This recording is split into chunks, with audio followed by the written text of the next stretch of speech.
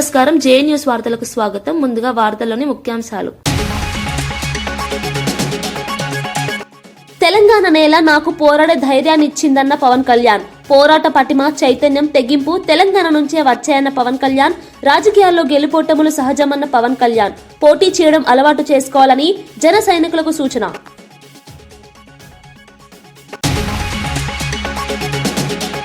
అమరావతిలో మంత్రులు, ఐఏఎస్ అధికారులు, జడ్జిల నివాస భవనాల నిర్మాణాలపై మంత్రి నారాయణ కీలక వ్యాఖ్యలు.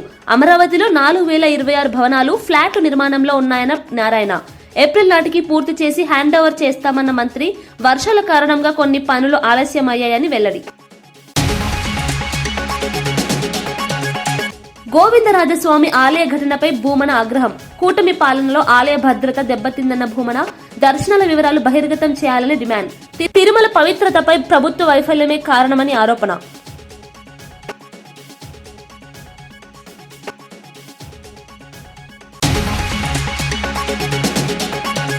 ఇందిరాగాంధీ స్టేడియంలో బుక్ ఫెస్టివల్ ప్రారంభం. పుస్తక సంస్కృతి పెంపే లక్ష్యంగా ధనిక్ భారత్ ఫెస్టివల్. విద్యార్థులు, యువతకు విజ్ఞాన వేదికగా బుక్ ఫేర్. డిజిటల్ యుగంలోనూ పుస్తకాలకు ఆదరణ.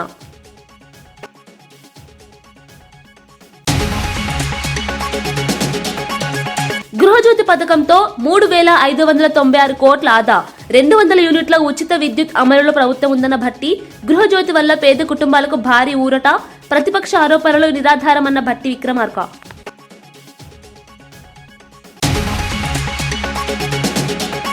అమరావతి రాజధాని ప్రాంతంలో నిర్మాణ పనులు శరవేగంగా కొనసాగుతున్నాయని మంత్రి నారాయణ తెలిపారు.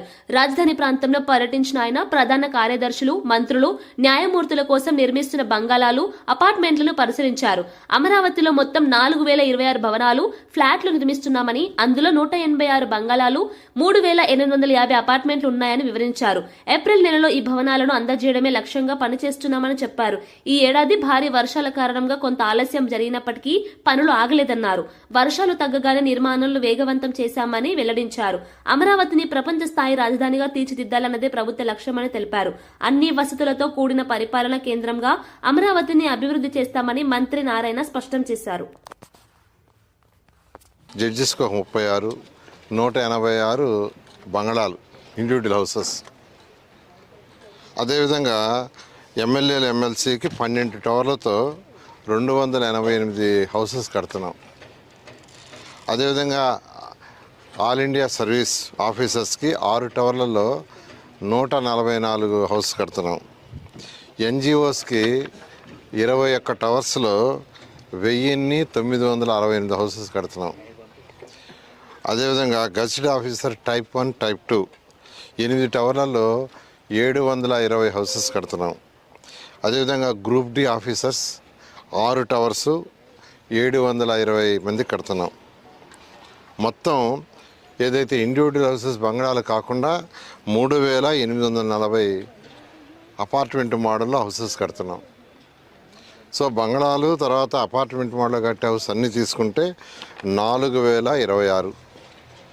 ఇవన్నీ కూడా ఎంతో వేగవంతంగా జరుగుతున్నాయి. మీకు అందరికీ తెలిసిందే, ఈ సంవత్సరం వర్షాలు అధికంగా రావటం. 4 నెలలు అయితే ఆల్మోస్ట్ వర్క్ పూర్తిగా చేయలేకపోయారు. వర్షాలు పోయిన తర్వాత అన్ని వర్క్స్ టేకప్ అయినాయి. అండర్గ్రౌండ్ డ్రైనేజ్ కానీ, డ్రింకింగ్ వాటర్ కానీ, రోడ్ తర్వాత వచ్చి యూజిడి కానీ, తర్వాత ఎలక్ట్రికల్ కేబుల్స్ కానీ అండర్గ్రౌండ్, అదేవిధంగా టెలిఫోన్ కేబుల్స్ కానీ, సెంటర్ డివైడర్ కానీ, బఫర్ ఏరియా గ్రీనరీ కానీ, ఈవెన్ గ్రీనరీ కూడా స్టార్ట్ అయింది. ఈ విధంగా అమరావతి క్యాపిటల్ సిటీలో ఏదైతే 360 కిలోమీటర్లు trunk roads, 1500 kilometre layouts roads ఇవన్నీ స్టార్ట్ అయినాయి. వాటితోటే ఈ హౌసెస్ కూడా వేగవంతంగా ఇక్కడ కావాల్సిన మౌలిక వసతులు, road, drains, water, electrical work కూడా స్టార్ట్ చేశారు. అదేవిధంగా క్లబ్ హౌసెస్ అనేవి కూడా స్టార్ట్ చేశారు. ఇవన్నీ కూడా మార్చి 31కి పూర్తయ్యేటట్టుగా ప్రణాళికలు రచించడం జరిగింది. ఈరోజు నేను యాక్చువల్గా మినిస్టర్స్ బంగళాలు ఏదైతే ఉన్నాయో 35 విజిట్ చేస్తే 30లో 25లో బ్రిక్ వర్క్ అదంతా కంప్లీట్ అయిపోయి ప్లాస్టింగ్ కూడా మేజర్ అయిపోయింది. మరొక 15లో యాక్చువల్గా కొంత బ్రిక్ వర్క్, మిగతా 5 కూడా వర్క్ జరుగుతుంది. అదేవిధంగా రోడ్ నెట్వర్క్ కూడా 1.5 కిలోమీటర్ అది కూడా జరుగుతుంది. అదేవిధంగా ఆల్ ఇండియా సర్వీస్ ఆఫీసెస్ బంగ్లాలు తీసుకుంటే దానికి సంబంధించి కూడా యాక్చువల్గా బ్యాంక్ ఆఫ్ బరోడా నివేదికలో ఆంధ్రప్రదేశ్ దేశంలోనే ఇండియా ఇన్వెస్ట్మెంట్ లీడర్ గా నిలిచిందని రాష్ట్ర మంత్రి డాక్టర్ డోలాశ్రీ బాల వీరాంజనేయ స్వామి వెల్లడించారు. అమరావతిలోని ఎన్టీఆర్ భవన్ లో నిర్వహించిన మీడియా సమావేశంలో ఆయన ఈ వివరాలు తెలిపారు. పెట్టుబడులకు అనుకూల వాతావరణం, పారదర్శక విధానాలు, వేగవంతమైన అనుమతుల కారణంగా ఏపీ పెట్టుబడిదారుల తొలి ఎంపికగా మారిందని చెప్పారు. పరిశ్రమల స్థాపనలో రాష్ట్రం ముందంజలో ఉందని, ఉద్యోగ అవకాశాలు భారీగా పెరుగుతున్నాయని వివరించారు. కూటమి ప్రభుత్వం వచ్చిన తర్వాత పాలనలో స్థిరత్వం, స్పష్టమైన విధానాలు అమలవుతున్నాయని తెలిపారు. మౌలిక వసతుల అభివృద్ధి, పోర్టులు, రహదారులు, ఇండస్ట్రియల్ కారిడార్లు పెట్టుబడులకు బలమవుతున్నాయని అన్నారు. బ్యాంక్ ఆఫ్ బరోడా వంటి జాతీయ స్థాయి సంస్థ ఏపీని ప్రశంసించడం రాష్ట్రానికి గర్వకారణమని మంత్రి పేర్కొన్నారు. భవిష్యత్తులో మరింత పెట్టుబడులు రాబట్టడమే లక్ష్యంగా ప్రభుత్వం పనిచేస్తుందని స్పష్టం చేశారు. ఈ రోజు చూసుకుంటే అంతర్జాతీయ స్థాయిలో ఉన్నటువంటి పెట్టుబడులకు వచ్చిన గూగుల్ సంస్థ పాటు ఇన్ఫోసిస్, కాగ్నిజెంట్ ఇలాంటివి అన్నీ కూడా మనకి విశాఖపట్నంలో పెట్టుబడులకు వచ్చాయి. దీంతో పాటుగా రిలయన్స్ డేటా సెంటర్ ఇవన్నీ కూడా వచ్చాయంటే ఒక నమ్మకం, విశ్వాసంతో మాత్రమే జరిగిందనే విషయాన్ని మనం తెలియజేస్తున్నాం. ఇక్కడే కాకుండా అమరావతిలో క్వాంటమ్ వ్యాలీ అనేది భారతదేశంలోనే, ఎందుకంటే దక్షిణాసియాలోనే మొట్టమొదటిది మన అమరావతిలో ఏర్పాటు చేస్తాం. దీనికోసం విశేషమైనటువంటి కృషి చేసిన దానిలో మన యువ నాయకులు లోకేష్ గారు, అదేవిధంగా ముఖ్యమంత్రి గారితో పాటు కేంద్ర ప్రభుత్వం కూడా సహకరించింది. ఈరోజు ఈ క్వాంటమ్ వ్యాలీలో పెట్టుబడులు పెట్టేదానికి IBM, TCS, క్యూబిక్ టెక్ వంటి కంపెనీలు కూడా ఈ రంగంలో పెట్టుబడులు రావడానికి వస్తున్నాయంటే ఇది మన ప్రభుత్వం మీద ఉన్నటువంటి విశ్వాసం, పారిశ్రామిక వర్గాల్లో ఉన్నటువంటి నమ్మకాన్ని రుజువు చేస్తూ ఉంది. ఇవి అన్నీ కూడా ఈ రాష్ట్రంలో అనిశ్చితి పోయింది, వేధింపులు పోయినాయి, నమ్మకం వచ్చింది, అభివృద్ధిని ప్రోత్సహిస్తున్నారు అనేటువంటి సుస్థిర అభివృద్ధిని సూచిక వస్తుంది. దాంతోపాటు GSDP కూడా వృద్ధి రేటు మనం పుంజుకున్న విషయాన్ని మీకు ఒక 2వ త్రైమాసికంలోనే మన ముఖ్యమంత్రి గారు ప్రజెంట్ చేశారు. ఇవన్నీ కూడా ప్రజల్లో కూడా ఒక నమ్మకాన్ని కలిగిస్తున్నాయి. చుట్టుపక్కల ఉన్నటువంటి రాష్ట్రాల్లో కూడా ఆంధ్రప్రదేశ్తో మనం పోటీ పడలేము అన్నటువంటి ఒక వాళ్ళకొక అనుభూతి, అంటే అంత స్పీడ్గా ఈ ఎన్డీఏ ప్రభుత్వం ముందుకెళ్తుంది అనేటువంటిది కూడా కలిగిస్తూ ఉన్నాయి. ఈరోజు పెట్టుబడులు కూడా పక్క రాష్ట్రాల నుంచి మన దగ్గరికి వస్తున్నాయి. గత ప్రభుత్వాలు ఎవరంటే ఇక్కడ మన రాష్ట్రంలో ఉన్న పారిశ్రామికవేత్తలు ఇక్కడ పెట్టుబడులు పెట్టకుండా పక్క దేశాలకు వెళ్ళిన ఉదాహరణ అమర్ రాజాతో పాటు గతంలో మీ వేధింపులు వెళ్ళిపోయినటువంటి సంస్థలు కూడా తిరిగి ఇక్కడ పెట్టుబడులు వస్తూ ఉన్నాయి. ఇదంతా కూడాను గౌరవ ముఖ్యమంత్రి గారి మీద ఉన్నటువంటి నమ్మకం అని చెప్పేసి తెలియజేసుకుంటూ 18 నెలల కాలంలోనే 25 లక్షల కోట్ల పైగా మనం పెట్టుబడులు తీసుకురాగలిగామంటే ఈ ప్రభుత్వం ఎంత కృషితో, ఎంత పట్టుదలతో అధోగతిలో ఉన్నటువంటి ఆర్థికంగా ఇబ్బంది ఉన్నటువంటి ప్రాంతాన్ని దీన్ని అభివృద్ధి చేయడం చేస్తుందనేది ఒకసారి గమనించుకోవాలి. ఇంకో విధంగా తీసుకుంటే మేము చెప్పిన విధంగా సంక్షేమాన్ని అమలుపరుస్తున్నాం. సంక్షేమానికి పెద్ద మొత్తంలో ఖర్చు పెడుతున్నప్పటికీ కూడా గత పాలకులు చేసినటువంటి అప్పులు తీర్చుకుంటూ అభివృద్ధి పదంలో పయనింపజేస్తూ ఈ రాష్ట్రంలో అభివృద్ధి జరిగి పెట్టుబడులు పెట్టినప్పుడే ఆర్థిక పరిస్థితి పుంజుకూడదని గొప్పగా నమ్మినటువంటి వ్యక్తి మన ప్రీతం ముఖ్యమంత్రి చంద్రబాబు నాయుడు గారు. వారి యొక్క ఆలోచన గోవిందరాజస్వామి ఆలయంలో జరిగిన ఘటనపై టీటీడీ మాజీ చైర్మన్ భూమన కరుణాకర్ రెడ్డి తీవ్ర ఆగ్రహం వ్యక్తం చేశారు. కూటమి ప్రభుత్వం వచ్చిన తర్వాత ఆలయాల భద్రత పూర్తిగా దెబ్బతిందని విమర్శించారు. TTD chairman BR Naidu VIP సేవల్లోనే పరిమితం అయ్యారని ఆరోపించారు. తిరుమలలో మద్యం, మాంసం లభ్యతపై భక్తుల్లో ఆందోళన నెలకొందని పేర్కొన్నారు. దర్శనాల చిట్టాను ప్రజల ముందుంచాలని డిమాండ్ చేశారు. ఆలయాల పవిత్రత కాపాడటంలో ప్రభుత్వం విఫలమవుతోందని అన్నారు. భద్రతా వైఫల్యాలపై తక్షణమే సమీక్ష నిర్వహించాలని కోరారు. దేవాలయాలపై రాజకీయ ప్రభావం పెరుగుతోందని, ఇది హిందువుల మనోభావాలను దెబ్బతీస్తోందని వ్యాఖ్యానించారు. తిరుమల వంటి పుణ్యక్షేత్రాల్లో ఇలాంటి ఘటనలు పునరావృతం కాకుండా కఠిన చర్యలు తీసుకోవాలని ప్రభుత్వాన్ని భూమన డిమాండ్ చేశారు. ఆలయ ప్రతిష్ట పూర్తిగా మంటగలిపే విధంగా వాళ్ల చర్యలన్నీ కూడా స్పష్టంగా కనిపిస్తున్నాయి. ఎంతసేపు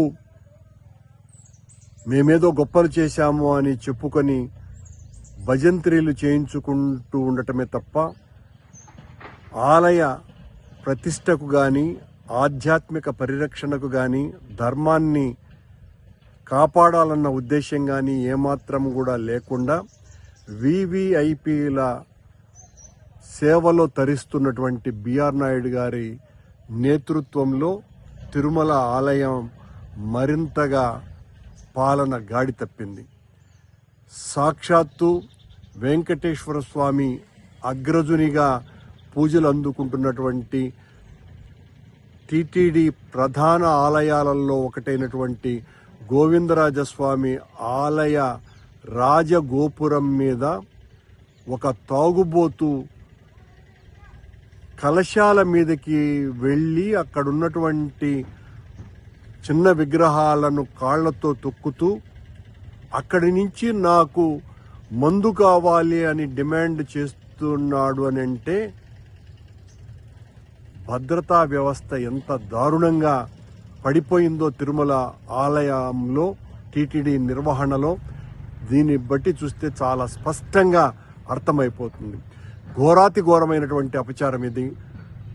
మట్ల మహారాజుల కాలంలో నిర్మించినటువంటి రాజగోపురం తిరుపతి పుణ్యక్షేత్రానికే అది ఒక ఐకానిక్ గోపురంగా ఉన్నటువంటి ఆ గోవిందరాజస్వామి రాజగోపురం మీద ఒక తాగుబోతు ఈ రకంగా పైకెక్కి, అందులోనూ ఆ తాగుబోతు పవనానంద స్వాముల వారి వీరాభిమానాన్ని కూడా తెలుస్తోంది.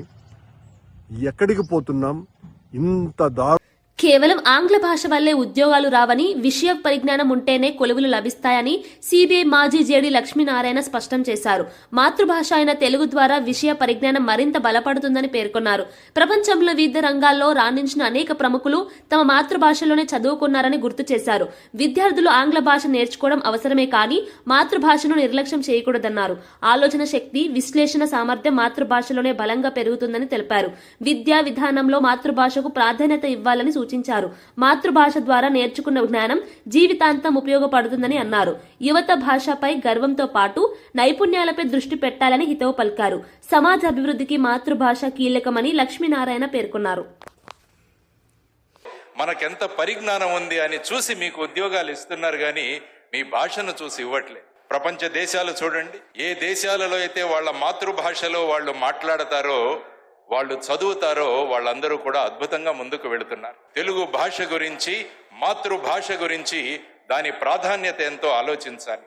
అందువల్ల జాతీయ విద్యా విధానంలో కూడా 5వ తరగతి వరకు, వీలైతే 8వ తరగతి వరకు మాతృభాష వాడుక భాషలో చదువు చెప్పాలని కేంద్ర ప్రభుత్వం కూడా నిర్ణయించింది. అయ్యన్న పాత్రుడు గారు ఉన్నారు, వారిని నేను కోరుకుంటున్నది ఏంటంటే ఈ విషయాలు గమనించి ఖచ్చితంగా మాతృభాషలోనే 5వ తరగతి వరకు, 8వ తరగతి వరకు వీలైతే తెలుగు భాషలో పిల్లలకు నేర్పించాలి చదువు అని నేను మనస్ఫూర్తిగా వారికి కోరుకుంటున్నారు. ఇందిరాగాంధీ మున్సిపల్ స్టేడియంలో ధనిక్ భారత్ ఇన్స్టిట్యూట్ ఆధ్వర్యంలో బుక్ ఫెస్టివల్ ఘనంగా ప్రారంభమైంది. పుస్తక సంస్కృతిని ప్రజలకు మరింత చేరువ చేయడమే లక్ష్యంగా ఈ కార్యక్రమాన్ని నిర్వహిస్తున్నట్లు నిర్వాహకులు తెలిపారు. విద్యార్థులు, యువత, పుస్తక ప్రియులకు ఇది గొప్ప వేదికగా నిలుస్తుందని పేర్కొన్నారు. వివిధ రంగాలకు చెందిన పుస్తకాలు, పోటీ పరీక్షల మెటీరియల్, సాహిత్య గ్రంథాలు అందుబాటులో ఉంచారు. పఠన అలవాటు సమాజాన్ని బలోపేతం చేస్తుందని, విజ్ఞానాన్ని పెంపొందిస్తుందని నిర్వాహకులు అన్నారు. కుటుంబ సమేతంగా వచ్చి పుస్తకాలను కొనుగోలు చేస్తున్నారని తెలిపారు. పుస్తక ప్రదర్శనతో పాటు చర్చలు, సాహిత్య సమావేశాలు నిర్వహించనున్నట్లు సమాచారం. డిజిటల్ యుగంలో కూడా పుస్తకాల ప్రాధాన్యత తగ్గలేదని ఈ ఫెస్టివల్ నిరూపిస్తోందని వారు అభిప్రాయపడ్డారు. పాఠకుల నుంచి విశేష స్పందన లభిస్తోందని నిర్వాహకులు తెలిపారు.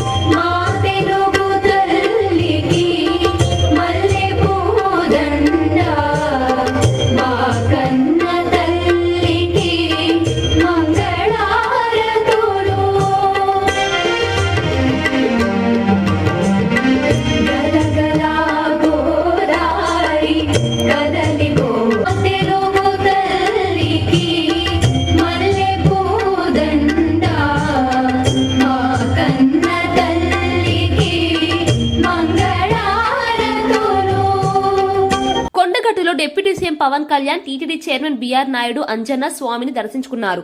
ఆలయ అర్చకులు పవన్ కళ్యాణ్ కు సంప్రదాయ మర్యాదలతో స్వాగతం పలికారు. టీటీడీ ఆధ్వర్యంలో కొండగట్టు ఆలయ అభివృద్ధి పనులు వేగంగా సాగుతున్నాయని తెలిపారు. 35.19 కోట్లతో నిర్మించనున్న ధర్మశాల, వసతి గృహాలకు త్వరలో శంకుస్థాపన చేయనున్నట్లు వెల్లడించారు. భక్తులకు మెరుగైన సౌకర్యాలు కల్పించడమే లక్ష్యమని పవన్ కళ్యాణ్ చెప్పారు. ఆలయ అభివృద్ధితో పాటు పరిసర ప్రాంతాల అభివృద్ధిపైన దృష్టి పెట్టాలని అధికారులకు సూచించారు. కొండగట్టు ఆలయం తెలంగాణలో ప్రముఖ పుణ్యక్షేత్రమని పేర్కొన్నారు. భక్తుల రద్దీ దృష్ట్యా మౌలిక వసతులు మరింత విస్తరించాలని అన్నారు. ప్రభుత్వం దేవాలయాల అభివృద్ధికి పూర్తి సహకారం అందిస్తుందని పవన్ కళ్యాణ్ స్పష్టం చేశారు.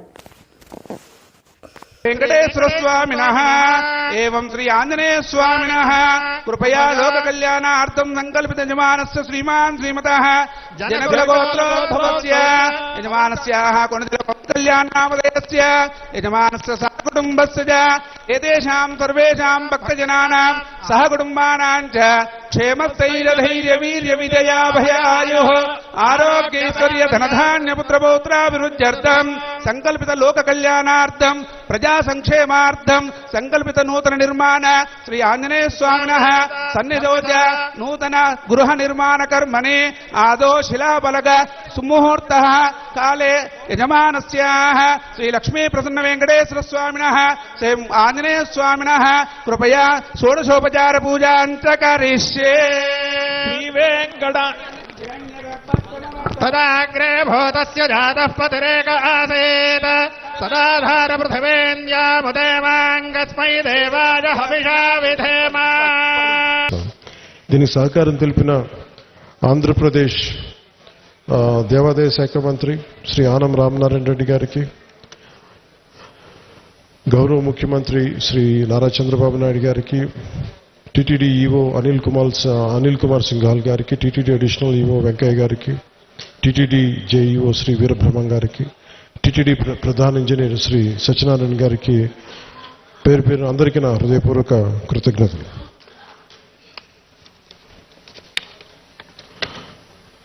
ఈ కార్యక్రమానికి ప్రత్యేకించి madam Shrimati Shailaja Ramaiah, revenue endowments, handloom, textile, handicraft శాఖ ప్రిన్సిపల్ సెక్రటరీ గారికి నా ప్రత్యేక ధన్యవాదాలు.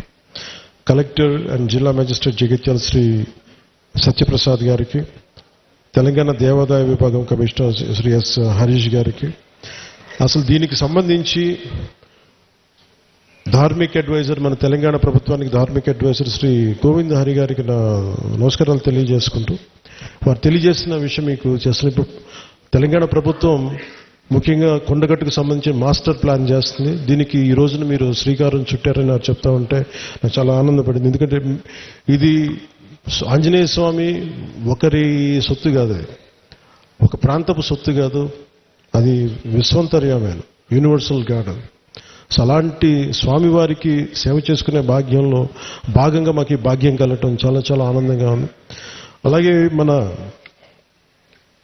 అడ్డూరి లక్ష్మణ్ కుమార్ గారు ప్రత్యేకించి చెప్తా, దీనికి గిరి ప్రదక్షిణ లాంటి ఉంటే బాగుంటుంది, మీరందరూ పూనుకుంటే బాగుంటుంది అనుకుంటే, నేను ఇది రామసేవ, ఇది అలాగే ఇది బజరంగ బలి సేవ, ఇది దీనికి నా వంతు కృషిని ఖచ్చితంగా చేస్తాను.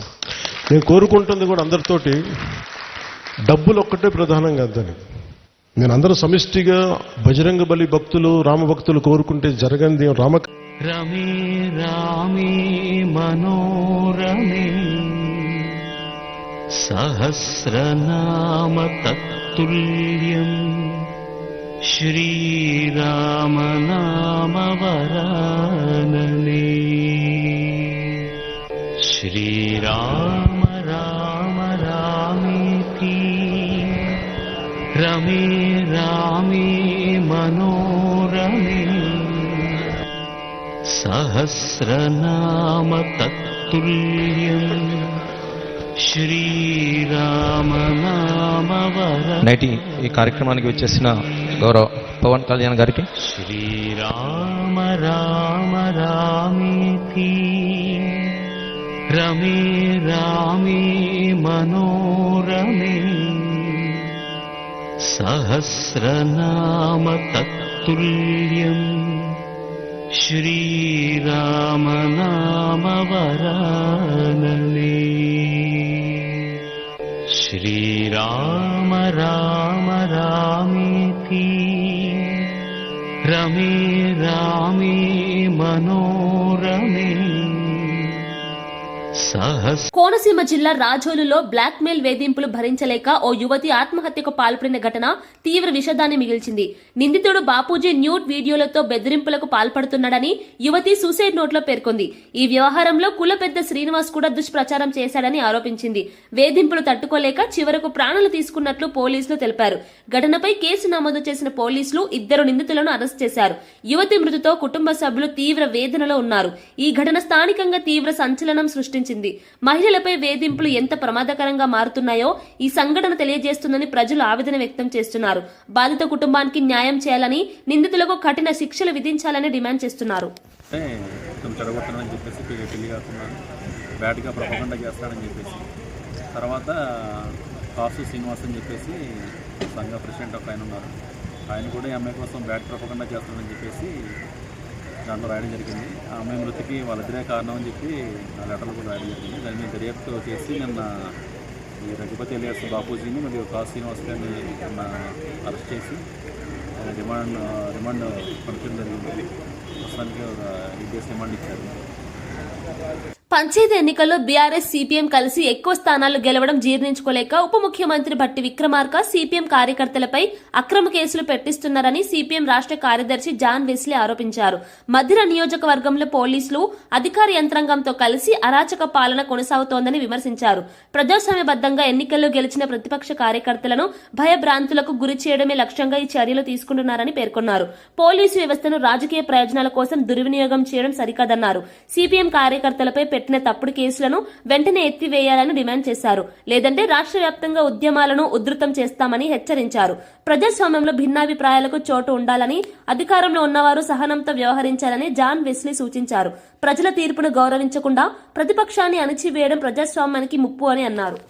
డివిజన్ కార్యదర్శి గోపాలరావు మీద కేసు పెట్టారు. అట్లాగే ప్రభాకరు ఎరుపాలెం మండలానికి సంబంధించినటువంటి మండల కార్యదర్శి మీద కూడా అక్రమంగా కేసులు పెట్టారు. అట్లాగే ఆలపాడు, గుదుమూరు, తర్వాత వివిధ గ్రామాలకు సంబంధించినటువంటి నాయకుల మీద, కార్యకర్తల మీద, సిపిఎం నాయకులకి తలలు పగిలిన, కాళ్ళు చేతులు విరిగిన, గాయాల పాలైనా సరే వాళ్ళ మీదనే హత్యాయత్నం కేసులు, అట్రాసిటీ కేసులు పెట్టి జైల్లోకి పంపిస్తున్నాడు. ఈ రాష్ట్రంలో కానీ దేశంలో కానీ ఎక్కడైనా దళితుల మీద దాడులు జరిగినా, గిరిజనుల మీద దాడులు జరిగినా, మహిళల మీద అత్యాచారాలు జరిగినా, అనగానటువంటి తరగతుల హక్కుల కోసం పోరాడి అవసరమైతే జైళ్లకు, ప్రాణాలకు తెగించి పోరాడుతున్నటువంటి సిపిఎం నాయకుల మీదనే అక్రమ కేసులు పెట్టి, అట్లాగే అట్రాసిటీ కేసులు పాల్పడడం అనేటటువంటిది జరుగుతుంది. ఈ చర్యను సిపిఎం పార్టీ రాష్ట్ర కమిటీ తీవ్రంగా ఖండిస్తుంది. ఇలాంటి పద్ధతుల్లో సిపిఎంను అడ్డుకుంటామని చెప్పి భట్టి విక్రమార్క అనుకుంటే అది తన జీవితంలో జరిగినటువంటి విషయం. ఇటువంటి ప్రతిఘటనలు చేసి రామారావు లాంటి హత్యలు చేసినటువంటి నేపథ్యంలోనే సిపిఎం పార్టీ మధిర నియోజకవర్గంలో మరింత బలపడింది. జగిత్యాల జిల్లా నాచుపల్లి సమీపంలోని బృందావనం రిసార్ట్ లో నూతనంగా ఎన్నికైన సర్పంచ్లతో డిప్యూటీ సీఎం పవన్ కళ్యాణ్ సమావేశమయ్యారు. రాజకీయాల్లో గెలుపు ఓటములు సహజమని, పోటీ చేయడం అలవాటు చేసుకోవాలని పవన్ అన్నారు. తెలంగాణ నుంచి తనకు చైతన్యం, స్ఫూర్తి, పోరాట పటిమ వచ్చాయని పేర్కొన్నారు. అంజన్న సన్నిధి తనను ఎప్పుడూ కాపాడిందని భావోద్వేగంగా చెప్పారు. వ్యక్తిగతంగా రాజకీయాల్లో ఎవరూ శత్రువులు కాదని, పాలసీల ఆధారంగానే పోరాటం చేస్తున్నామని స్పష్టం చేశారు. ప్రజలకు సేవ చేయడమే లక్ష్యంగా పనిచేయాలని సర్పంచ్లకు సూచించారు. 100 మైళ్ల ప్రయాణం కూడా ఒక్క అడుగుతోనే ప్రారంభమవుతుందని, చిన్న ప్రయత్నాలే పెద్ద మార్పులకు దారి తీస్తాయని తెలిపారు. గ్రామ అభివృద్ధిలో సర్పంచ్ల పాత్ర కీలకమని, ప్రజల నమ్మకాన్ని నిలబెట్టుకోవాలని పవన్ కళ్యాణ్ హితవు పలికారు. మన వంతు, మన నేల, మన దేశం, మన తెలంగాణ, మన తెలుగు నేల, దానికి జనసేన తరపు నుంచి మనం ఏం చేయాలో మనం కలిసి పెట్టుకోవాలి. మనకి వ్యక్తిగతంగా ఎవరు శత్రువులు ఉంటాయి కానీ పాలసీ పరంగా విభేదాలు ఉంటాయి తప్ప శత్రువులు ఎవరు, పాలసీ పరంగానే విభేదాలు ఉన్నాయి. ఇంతకుమించి బెటర్ పాలసీ చేయొచ్చు, ఇట్లా చేయొచ్చు. అదే నేను నడిపిస్తా చూపించాను. ఇప్పుడు మీరు కూడా అదే బాటలో నడవాలని మనస్ఫూర్తిగా. అంటే మీరు ప్రజలకి చాలా కొత్త నాయకత్వం కావాలి. అది మీ చేతిలో ఉంది, ఆడపడుచుల చేతిలో ఉంది, యువత చేతిలో ఉంది. ఈ రోజున ఈ రూమ్లో ఒక 140 మంది 150 మంది ఉండొచ్చు. ఎంత పెద్ద ప్రయాణమైనా సరే ఒక్క అడుగుతూనే మొదలవుతుంది. ఈ రోజున మనం చాలా దివ్యక్షేత్రం కొండగట్లు పునర్జన్మనిచ్చిన నాకు కొండగట్లో మొదలు పెడుతుంది. అందరికీ మనస్ఫూర్తిగా స్వామివారు అందరూ హనుమాన్జీ తరఫు మన హనుమాన్జీ వారి ఆశీస్సులు మీ అందరికీ ఉండాలి. భవిష్యత్తులో మీరు మరింత ఉన్నత స్థానానికి వెళ్ళాలి. పోటీ చేయడం, గెలుపోవడం మన చేతిలో లేదు. పోటీ చేయడం అంటే మన చేతిలో ఉంది. పోరాటం చేసే సత్తా మన చేతిలో ఉంది. మీ పేరేంటమ్మా? నరసింహ. ఏ పంచాయతీ? మట్కల్ నారాయణఖేడ. గృహజ్యోతి పథకం ద్వారా పేద కుటుంబాలకు ఇప్పటి వరకు 3,593 కోట్ల మేర ఆదా జరిగిందని ఉప ముఖ్యమంత్రి భట్టి విక్రమార్క వెల్లడించారు. ఎన్నికల్లో ఇచ్చిన హామీ మేరకు 200 యూనిట్ల ఉచిత విద్యుత్ పథకాన్ని ప్రభుత్వం సమర్థవంతంగా అమలు చేస్తోందని తెలిపారు. ఈ పథకం వల్ల లక్షలాది కుటుంబాలపై ఆర్థిక భారం తగ్గిందని చెప్పారు. పెరుగుతున్న విద్యుత్ ధరల మధ్య పేదలకు ఇది పెద్ద ఊరటనిచ్చిందన్నారు. ప్రభుత్వ ఖజానాపై భారమైనప్పటికీ ప్రజల సంక్షేమానికే ప్రాధాన్యత ఇస్తున్నామని వివరించారు. విద్యుత్ సంస్థలకు సకాలంలో చెల్లింపులు చేస్తూ వ్యవస్థను బలోపేతం చేస్తున్నామని తెలిపారు. ప్రతిపక్షాలు చేస్తున్న ఆరోపణలు నిరాధారమని కొట్టిపారేశారు. గృహజ్యోతి పథకం వల్ల మహిళలు, వృద్ధులు ఎక్కువగా లబ్ధి పొందుతున్నారని పేర్కొన్నారు. భవిష్యత్తులో కూడా సంక్షేమ పథకాలను కొనసాగిస్తామని భట్టి విక్రమార్క స్పష్టం చేశారు. ఈ పథకాన్ని అమలు చేస్తా ఉన్నాం అధ్యక్ష.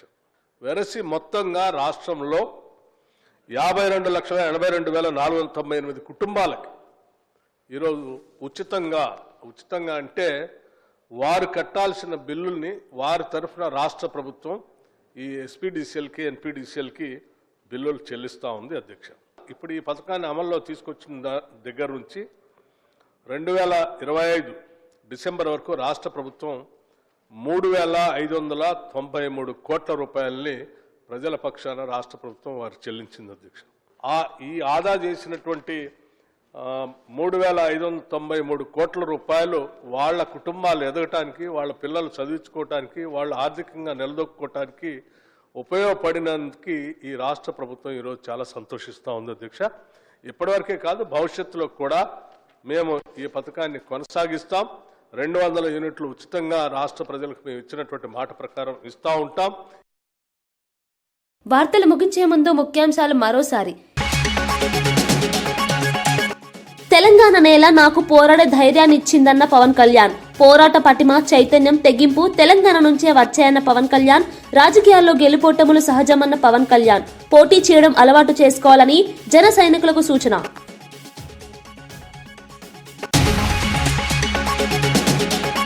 అమరావతిలో మంత్రులు, ఐఏఎస్ అధికారులు, జడ్జిల నివాస భవనాల నిర్మాణాలపై మంత్రి నారాయణ కీలక వ్యాఖ్యలు.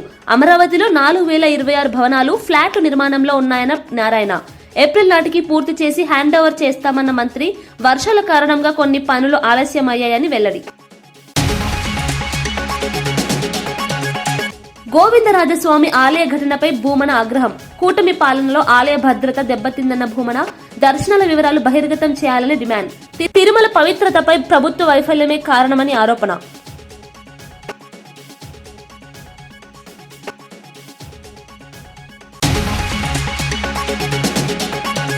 ఇందిరాగాంధీ స్టేడియంలో బుక్ ఫెస్టివల్ ప్రారంభం. పుస్తక సంస్కృతి పెంపే లక్ష్యంగా ధనిక్ భారత్ ఫెస్టివల్. విద్యార్థులు, యువతకు విజ్ఞాన వేదిక బుక్ ఫేర్. డిజిటల్ యుగంలోనూ పుస్తకాలకు ఆదరణ.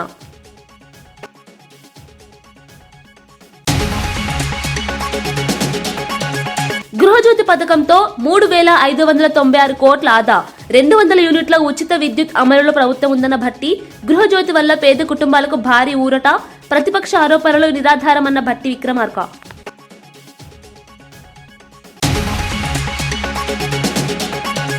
ఇవి ఈనాటి వార్తా విశేషాలు. మరో బులెటిన్లో మళ్ళీ కలుద్దాం. నమస్కారం.